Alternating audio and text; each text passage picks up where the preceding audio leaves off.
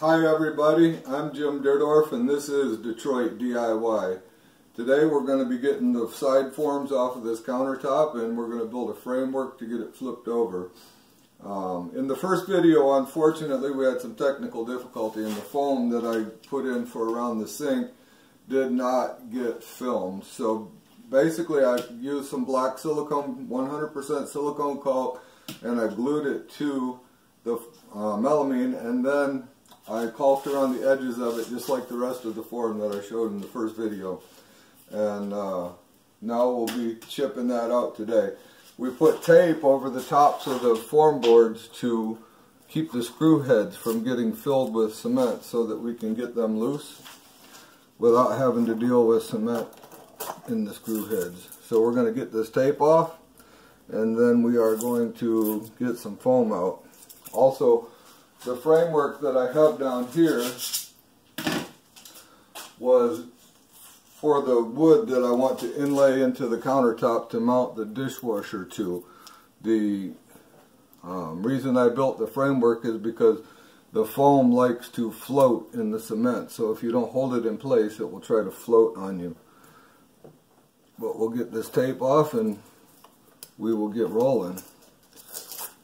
I'm going to build a 2x6 framework to set on top of this countertop to aid in turning it over so that I don't have to worry about it fracturing at the sink opening. The cement there is very thin. Quikrete specifies that this cement will cure to 2,000 pounds in 24 hours. It will cure to 4,000 pounds in 7 days and 6,000 pounds per square inch in 28 days. So all of that is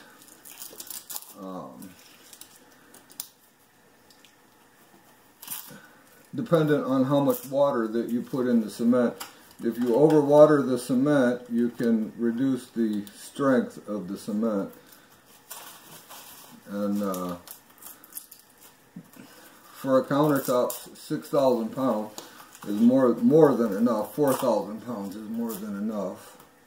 Your biggest fear is trying to move it, not necessarily once it's in place.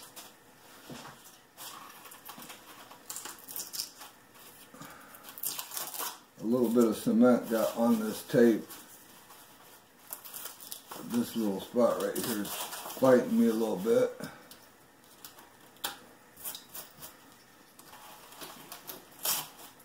I did put 6 or so screws in that I actually screwed the whole form to the workbench so that when the vibrator was running it would shake the entire form and not just have the form sliding around on the workbench.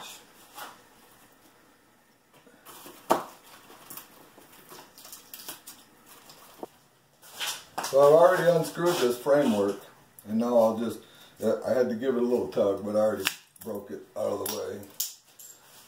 Now where the cement is a little uneven here, I'm not worried about it because my dishwasher will be right here, so it's not going to be sitting on a cabinet. There are some areas that I'm going to have to smooth out a little bit because they have little ridges in them, a little hump here and there, so that it sits on the cabinet better. Now before I take my side forms off, I'm going to go ahead and get this foam out of the way. And literally, you just have to bust it up and take it out in pieces. Just being careful of the edge.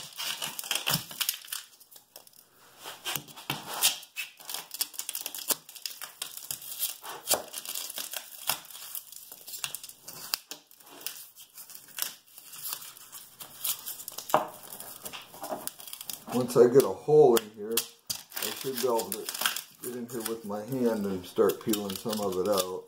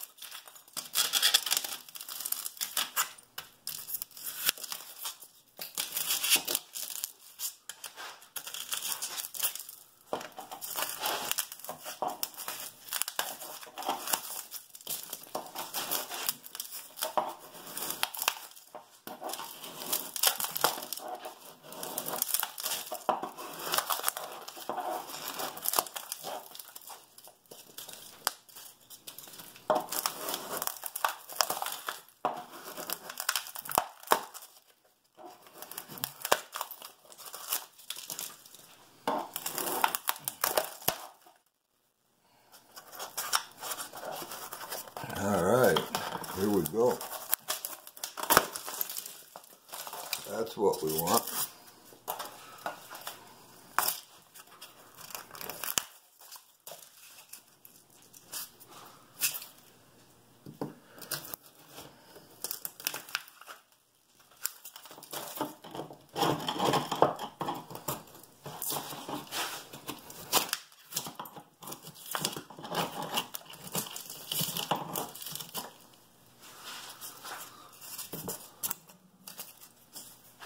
Alright, there we have it. So you can see here I have about 2 1/4 inches of cement here, and I have about 1 3/4 inches of cement here.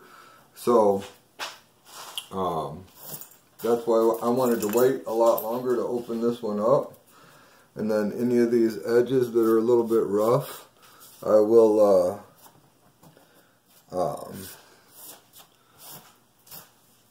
file them down and get them cleaned up. I'll show you how we're going to do that here shortly.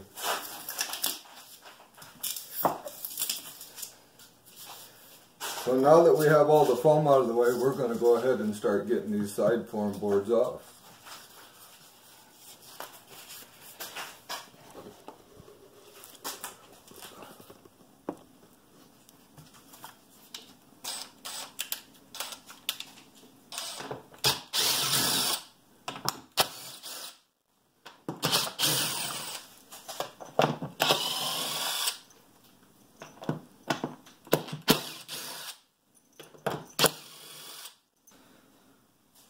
Alright, now that we have all these screws out, we can start pulling the forms off. I have a couple more here to get out that are holding it to the table, but not this front one. So I'm going to go ahead and pull that off. They're a little tough to get off because of the silicone that's around the edges.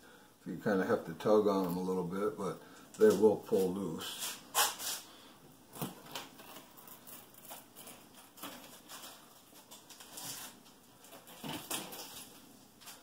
Like that.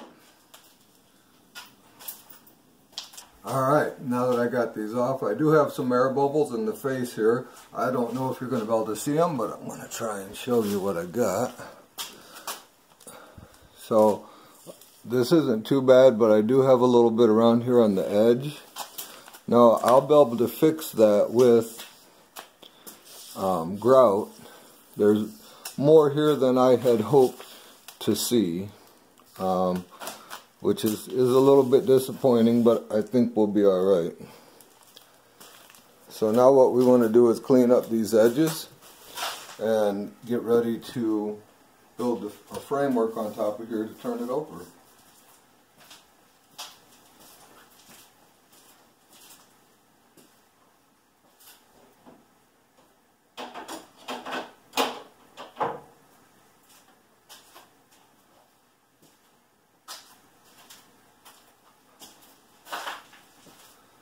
So to clean up these edges, I'm just going to use a regular file, and I'm just going to go through here and file these edges off where some cement may have built up along the form. I have a little hump right here that I'm probably going to have to take care of with the diamond wheel.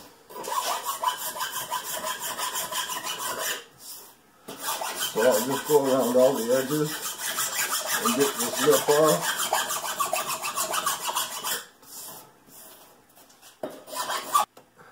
Alright, I got all the form stripped off, got all the edges filed, got everything done, built this framework and put on top of it to stabilize it for the process of turning it over, and then use this to bring the countertop into the house.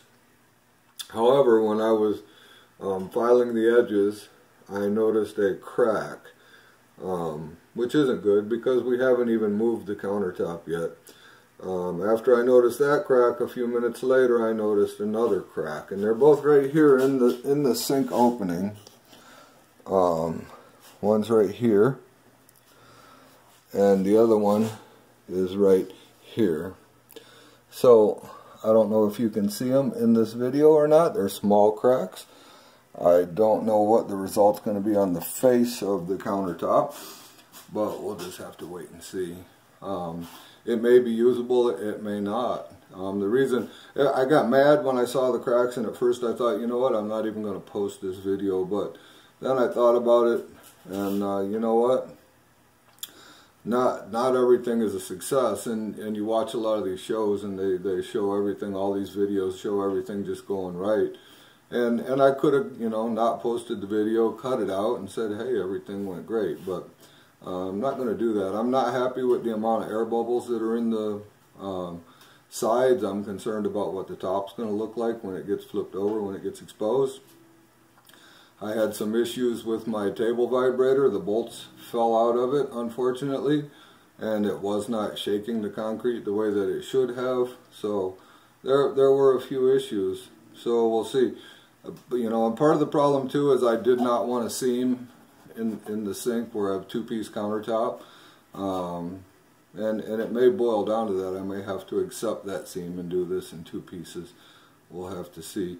I got some friends coming over to help me flip this thing over, get the top form off, and see exactly what we got. So we'll be back. All right, we got it turned over, and I'm not real happy with it at all. It has a lot of air pockets in it and air pockets along the edge, and we have, like I say, the two cracks that I found. One comes all the way through. Okay, to see if you can see it, I'll show you what's going on here. But we have a crack right here. Yep, you can see it. Now this crack happened just sitting here. We didn't even attempt to move it. Just in the process of curing, this crack happened. And then we have another crack that is right here. I'm not sure if you can see that one. It is a very hairline crack, but it's there, and it's going to continue up and through the surface. And then some of the air pockets that we have are like this one right here, and we have, you know, some right here, and then of course along the edges you can see what we've got going on there. So I'm just not happy with it, and I'm going to do it again. So hopefully we'll have a better product. What I am going to do is I'm going to go ahead and seam it right here. As much as I didn't want to, I'm going to. Like I say, this is 260 pounds. It's pretty heavy. It was difficult to get turned over, so that's what we're going to do. We'll do it in two pieces. I'll just have to live with a seam. That's how they do most countertops anyway. I was just really hoping I could get away with a one piece, but doesn't look like it's going to happen because of the cracks, and then I'm just not happy with the air pockets.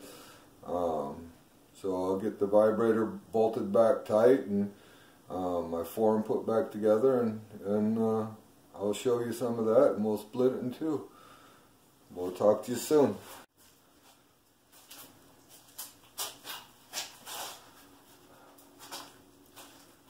Alright, so we've just got too many air bubbles to cracks. I'm going to have to redo it. I talked to Concrete today. They told me that I could put up to 4.5 pints to 40 pounds to help me get it a little looser and still retain the strength. You know, most of our issue was with the face coat. So down deeper in the mix, we didn't really get that many air bubbles just in the face coat. So I'm going to bust her up, and I will make sure in the next video that I get in the video gluing in the foam and sealing the foam and getting all that taken care of. But I see no sense in going through the whole frame again, or the mold. So I will get this knocked apart, get the form built, and do it in two pieces.